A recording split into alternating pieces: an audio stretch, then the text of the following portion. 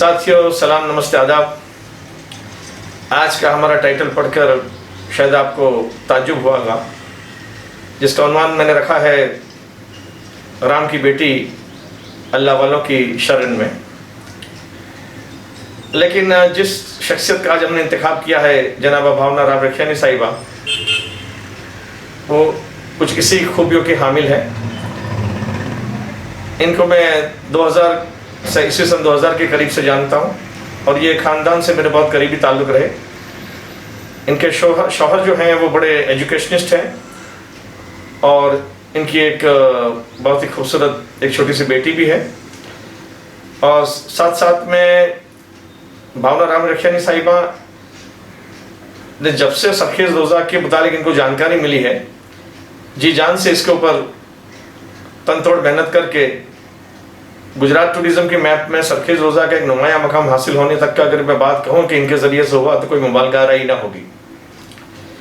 साथ साथ में ये इतनी डिवोटेड हैं, मतलब इतनी इसके पीछे खिदमत में लगी हुई हैं कि अपना फाजल वक्त जो होता है, जैसे कि इनकी जब छुट्टियां मिलती हैं और बच्चों की छुट्टी होती है, तो ये मज़ीद सरखेज़ रोज़ा की जानकारी के हासिल करने के लिए इनके जो पीर साहब थे इसहाक नागौरी साहब, जो बड़ी खाटू नागौर डिस्ट्रिक्ट में है, उनके बाज़ार तक पूरा फैमिली जाता है, जिसमें इनकी बेटी भी होती है और इनके शौहर भी होते हैं, गाड़ी चला कर जाते हैं और जानकारी इकट्ठा करके फिर ये आवाम के सामने पेश करते हैं कि ये लोग बड़े बुजुर्गों की और सूफी बुजुर्गों की अहमियत क्या है।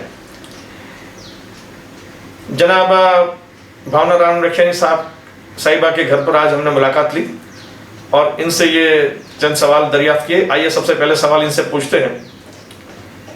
भावना राम रखियानी साहिबा, ये सरखेज़ रोज़ा की जो खिदमत का आप मौका मिला और जिस तरह से आप खिदमत कर रही है, तो इसका शौक आपको कैसे जागा? के साल में अलग अलग संस्थाओं में काम करने के बाद मैंने डिसाइड किया था कि मुझे अपनी एक संस्था खोलनी है जी।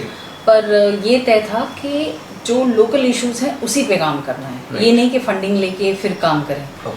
तो समझो कि कोई फंडिंग एजेंसी एड्स का फंडिंग दे रही है तो सब लोग एड्स में काम करने लगते हैं, तो वो इशू बेस नहीं करना था, लोकल इशू बेस करना था।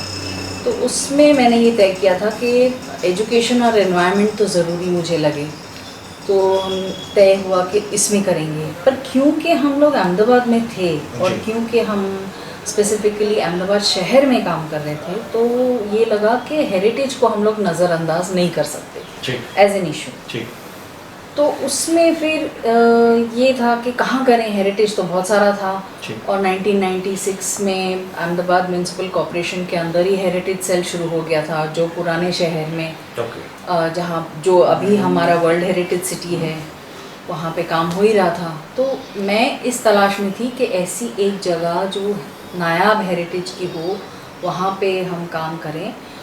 तो तभी मेरे जहन में इंट्रोड्यूस किसने किया ये मज़ार को आपको? मतलब एक हमारे फ्रेंड के फ्रेंड थे जी, जो खुद मुस्लिम थे, और उन्होंने कहा कि आप सरखेज पे क्यों, आपने सरखेज रोज़ा क्यों नहीं जाती हैं। और इससे पहले आप कहीं कभी नहीं गई थी वहाँ पर? हाँ, ये ताज्जुब की बात थी कि मैं 30 साल ऑलरेडी शहर में रह चुकी थी, पर सरखेज रोज़ा के बारे में ना मैंने कभी सुना था, ना कभी पढ़ा था, ना किसी ने उसके बारे में कुछ जिक्र किया। तो तब पहली बार 2000 के साल में मैं सरखेज गई। तो अभी आपने काफ़ी कुछ चीज़ से जुड़ी हुई हैं, तो अभी आप कौन सी खिदमत दे रही है रोज़े को लेकर? पिछले 20 साल से तो अलग अलग तरीके से काम कर ही रहे हैं, पर अभी ख़ास ये फोकस है कि जो नायाब मॉन्यूमेंट्स हैं वहाँ के, ख़ास करके रानी का महल, जिसे रिपेयर की बहुत ज़रूरत है, उस पे हम लोग ASI के साथ एडवोकेसी कर रहे हैं। और दूसरा कि तालाब में पानी तो आ रहा है पर बहुत गंदा पानी आ रहा है। आपने कोई रीड भी की थी गुजरात हाई कोर्ट में इस सिलसिले में? जी, इसमें ये है कि आज की तारीख में भी जो मकरबा तालाब है, जो मेन सोर्स है पानी का अहमदसर तालाब के लिए, वो रेवेन्यू रिकॉर्ड्स में तालाब के तौर पे नहीं नोटेड है। अच्छा, मैं समझ गया। अहमदाबाद डिस्ट्रिक्ट में सबसे बड़ा तालाब है, पर आपके गवर्नमेंट के रिकॉर्ड्स में उसे तालाब की तरह नोटिफाइड ही नहीं किया गया। तो मतलब कल को अगर कोई डिसाइड करे कि यहाँ की ज़मीन बेच देनी है या तालाब भर देना है और उस पर बिल्डिंग कंस्ट्रक्ट करनी है, तो वो हो कर सकता है, कोई ऑब्जेक्शन नहीं कोई लेगा। ऑब्जेक्शन नहीं लेगा। ओके, तो इसके लिए आपने कुछ हाईकोर्ट में, तब इसकी क्या स्टेटस है? बस नंबर कॉल आता है, कोई सुनवाई नहीं होती। ओके, बहुत दूर के नंबर्स आते हैं, तो इसलिए वो बोर्ड पर ही नहीं आती बोर्ड, है। हाँ बोर्ड पे ही। अच्छा, इसको लेकर इसके सिवा भी आपने काफी कुछ किया है इस रोजा के लिए, गुजरात टूरिज्म की मैप पर लाने के लिए भी किया, तो जरा इसके ऊपर भी तफसील से बताएंगे। तो जैसा आप जानते हैं कि शुरुआत हमने 2000 के साल में करी, और तब समझने में ही 2 साल लगे कि एग्जैक्टली करना क्या है इस जगह को। ये जी, इतना जी। स्केल इसका बड़ा था कि ठीक किसी है। भी एक इंडिविजुअल के लिए इस पे काम करना, पैसे डालना पॉसिबल नहीं था। Okay, okay. तो मेन चीज़ तो ये थी कि मेरे खुद के एक्सपीरियंसेस से अगर मैं देखूं तो मुझे था कि लोगों को अहमदाबाद के बारे में पता ही नहीं है, अब मतलब सरखेज रोज़ा के बारे में पता ही नहीं है। ठीक, ठीक। तो इसको पब्लिक मेमोरी में लाने के लिए हमने सारे काम किए। कुछ अवेयरनेस के मतलब काम किए होंगे, आपकी जो एक संस्था है अहमदाबाद कम्युनिटी फाउंडेशन, जी, तो जी। ये उसी के लिए तरकीब दी गई थी या किसी और वजह थी कि इसको, इस संस्था को शुरू करने की? नहीं, संस्था तो शुरू करनी ही थी, पर हेरिटेज का काम, ओके, और खास करके हेरिटेज के अंदर सरखेज रोज़ा पे जो फोकस का काम था वो मतलब इसकी मकसद वजह इसका से ये था। मकसद इसका यही था। ओके। तो सबसे पहले तो एक फोटोग्राफी एग्जीबिशन हमने किया था 2004 के साल में, ठीक, ठीक। जिसको बहुत अच्छा रिस्पांस मिला मीडिया की तरफ से, अहमदाबाद शहर वासियों की तरफ से, और तब हमने इसको धीरे धीरे आगे ले गए हम इस काम को, और सूफी फेस्टिवल को इंस्टीट्यूट करना, डिग्निटरीज को बुलाना, डॉक्टर एपीजे अब्दुल कलाम आए थे, उनका आना, वो सारी चीज़ें। फिर होली के दरमियान भी आप कुछ इंटरेक्शन हो, ऐसा दो कौमों के बीच में ऐसा भी कुछ प्रोग्राम? वो जन्माष्टमी के वक्त, वो तो हिस्टोरिकली भी जन्माष्टमी वहाँ, क्योंकि भरवाड़ लोग थे जो बहुत अकीदत रखते हैं, अकीदत रखते हैं वहाँ पे, और आते भी हैं, आज की तारीख में भी आते हैं। तो वो हिस्ट्री को रिवाइव करने के लिए, और एक कम्युनल हार्मनी का जो जज्बा है, जो अहमदाबाद की नींव है, ठीक, ठीक, उस कल्चर को रिवाइव करने के लिए। अच्छा, रोजे को लेकर आपने काफी काम करते, आपको बहुत सारे खट्टे मीठे तजुर्बे भी होंगे, तो कुछ शेयर करना चाहेंगे? मोस्टली तो सारे अच्छे ही हैं, पर ये ज़रूर कहूँगी कि शुरुआती तौर पे क्योंकि वो टोटली मुस्लिम एरिया था, क्योंकि मैं एक अलग कल्चर से आती थी, एक अलग बैकग्राउंड अलग था मेरा, तो मुझे थोड़ी हिचकिचाहट तो होती थी कि पता नहीं ये लोकल लोग भी किस तरह से रिसीव करेंगे मुझे, कहीं किसी ने कोई बदतमीजी कर दी तो एक खौफ सा बना रहता था। हाँ, थोड़ा एक झिझक सी रहती थी। पर इतना कहूँगी कि 20 साल में मुझे कभी भी ऐसा नहीं लगा कि अजनबीपन जरा भी महसूस नहीं करना चाहते शायद। एक जैसे मुझे दुश्मन के तौर पे देखा गया हो, वैसा बिल्कुल नहीं लगा। हुए खट्टे एक्सपीरियंसेस हुए जहाँ पे लोगों ने अपनी इनसिक्योरिटीज़ की वजह से काफ़ी कुछ मुझे बुरा भला बोला, मेरे साथ तकलीफ जाहिर करी, पर वो मैं समझती हूँ कि वो उनकी इनसिक्योरिटीज़ थी, उनको ये डर था कि कहीं ये आके ज़मीनें अपने नाम ना कर लें, जी। ऐसी सब बातें हाँ। जो बेबुनियाद थी। बाद में जब उनको तशफिया हो जाता था तो फिर वो उनको ऐसा कोई खलिश नहीं रहती होगी। ठीक, लोकल लोगों के साथ कभी कुछ नहीं। जी। अच्छा, ऐसे भी हुआ होगा कि आपने तो काफ़ी कुछ काम किया इसको रोड में, रोज़े को हेरिटेज मैप पर लाने के लिए, और काफ़ी कुछ किया, लेकिन इसके साथ साथ आपको ऐसा क्या लगता है कि अभी भी कुछ ख्वाब अधूरे रहे हों, और अगर वो हो जाए तो और ज़्यादा रोज़े की तशहीर हो?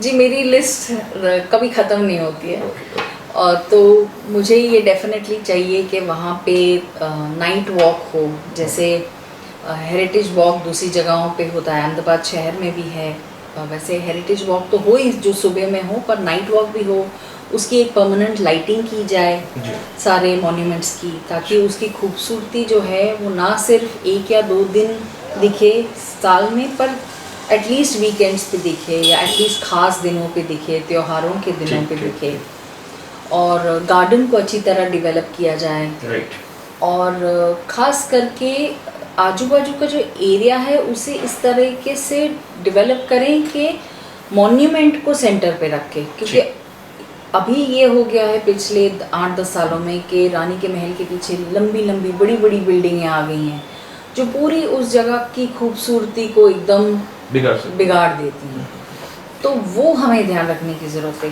हालिया तौर पर कुछ स्टैम्प भी रिलीज किए गुजरात सरकार ने या भारत सरकार ने, जो भी आप उसकी वजाहत करें, और उसको क्या है जरा उसके ऊपर भी रोशनी डालें चलते चलते। जी जी। सो जैसा आप जानते हैं कि 2017 में अहमदाबाद को वर्ल्ड हेरिटेज सिटी का टैग मिला था यूनेस्को की तरफ से। और मैं ये समझती हूँ कि सरखेज रोज़ा का स्टैम्प निकलना बहुत ही यूनिक बात है, क्योंकि सरखेज रोज़ा ना ही वर्ल्ड हेरिटेज साइट है, ठीक है, ना ही वो वर्ल्ड हेरिटेज सिटी के पेरिफेरी में आता है। राइट। पर स्टैम्प निकलना इस बात का सबूत है कि वो अहमदाबाद के सिंबल की तरह देखा जा रहा है। बहुत जैसे कि सीधी सीधी की जाली है, इस तरह से एक सेकेंडरी सिंबल उभर रहा है सरखेज रोज़ा, ये कहना चाहती है। जी, सिद्दी सैयद की जाली तो है ही है, पर मेरे ख्याल से सरखेज रोज़ा का क्योंकि एक स्केल है, उसमें जो अपॉर्चुनिटीज़ हैं लोगों की इंटरेक्शन के लिए वो कहीं ज़्यादा है। अच्छा, आप ये इतनी सारी खिदमत दे रही हैं, इसके साथ कुछ आप मकामी औरतों को रोज़ी मिले उसके ऊपर भी कुछ आपकी इदारे की जानिब से कुछ करती है, तो इसके ऊपर बताइएगा जरा। जी, हमने 2013 तक हमारा काफ़ी कुछ काम सरखेज में हो चुका था, काफ़ी वो वेल नोन हो गया था एज अ मॉन्यूमेंट। और इसी दौरान हमें लगा था कि आजू बाजू के जो लोग रहते हैं, जो बस्ती में जो लोग रहते हैं, जिनका कोई कनेक्शन नहीं था मॉन्यूमेंट के डेवलपमेंट से जी, पर हमें ये लगा कि उनकी ज़िंदगियों को मॉन्यूमेंट के साथ जोड़ना ज़रूरी है। ओके।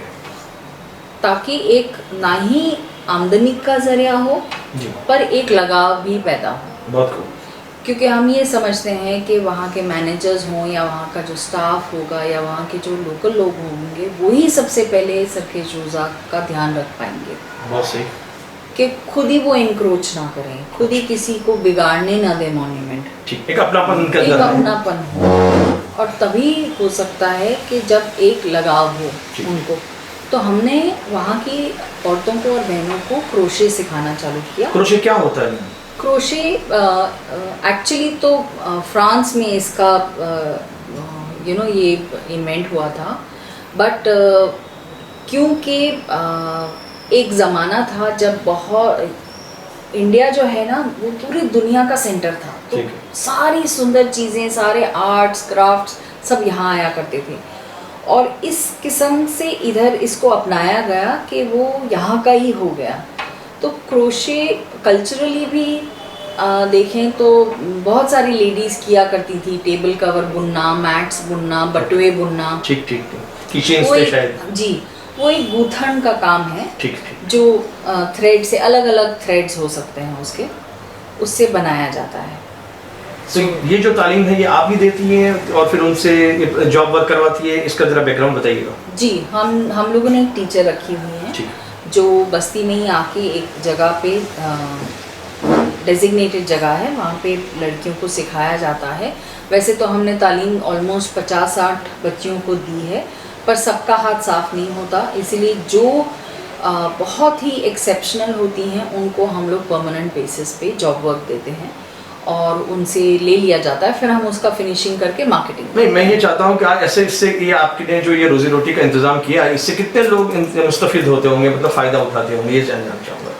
सो ऑलमोस्ट समझिए कि इससे हाल में परमानेंटली हमारे पास 10 लड़कियाँ हैं जो इसका फ़ायदा उठाती हैं, और वो हमारे साथ शुरुआत से हैं। मतलब आप सोचिए कि 2013 से ही हैं। आपने 2013 में कायम की? जी। और कौन सी आपका इदारा और आप उसमें क्या है? तो हमने इसको सरखेज रोज़ा क्राफ्ट्स एंड विमेंस कलेक्टिव का नाम दिया। ठीक। और मैं फाउंडिंग ट्रस्टी हूँ। और अहमदाबाद कम्युनिटी फाउंडेशन में आप क्या हैसियत से उस पर सरबराह हैं? मैं वहाँ पे कन्वीनर हूँ। सो ये एक प्लेटफॉर्म है जहाँ पे हमने इसका स्ट्रक्चर इस तरह से तय किया है कि कोई भी सिटीजन अहमदाबाद का अगर उसे कोई इशू लगे कि काम करने जैसा है, तो वो इस ऑफिस का, इस जगह का, हमारे एक्सपीरियंस का आके इस्तेमाल कर सकता है और उससे अपने एम को, हेरिटेज को लेकर जो भी खिदमत हो वो आपसे हासिल की जा सकती है, आप ये कहना चाहती हैं मोटे तौर पर? ना ही हेरिटेज का, पर एजुकेशन और एनवायरनमेंट भी। ठीक। जो भी मतलब सब पिछड़ा हुआ जो समाजी तबका है उसको आप हमेशा मदद के लिए कोशिश रहती हैं, ये आपका मकसद है। बहुत शुक्रिया।